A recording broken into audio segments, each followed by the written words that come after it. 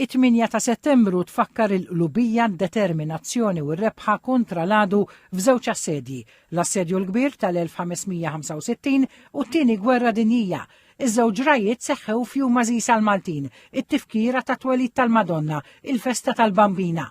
Il-professur Karmel Kassar, direttur tal-Istitut tal-Istudji Maltin, jgħid li fiż-żewġ rajiet Malta kienet essenzjalment pedina f'ċirkostanzi ferm akbar minna. Fiċ-ċirkostanzi aħna konna sempliċement f'kull każ pedina u ċirkostanza li nħolqot illi aħna ma kenniex kontroll fuqha.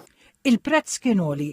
Il-professur Kassar jgħid li għalkemm minn ġraja l-oħra ddew kważi 400 sena kien hemm ċirkostanzi simili fosthom in-nies li tilfu ħajjithom.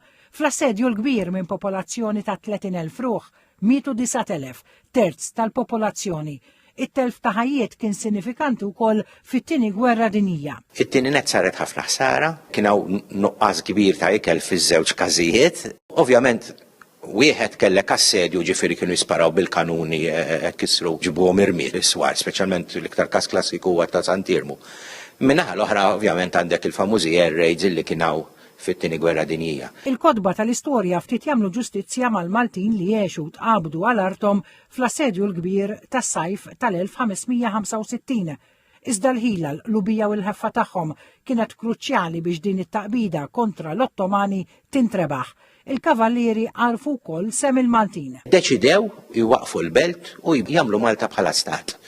Ġifieri aħna Malta saret bil-mod, ħadet iż-żmien, ħadet isu 80 sena biex tibda tiġi mhux formalment, imma fil-fatti issir stat. U l-kavalleri ħadmu ħafna fuq għadi tal-istat importanti li ngħidu li l-kavalleri kellhom ħafna influenza fl-Ewropa kollha. Il-in mir-rakkonti dwar x'ġara fix-xhur tas-sajf tal-1565 aktar l-aktar wieħed imdemmi fl-istorja ta' Malta huma l-effetti li l-assedju ħalla fuq l-istorja ta' Malta li serva bħala żerrija li minna nibtet Malta ġdida.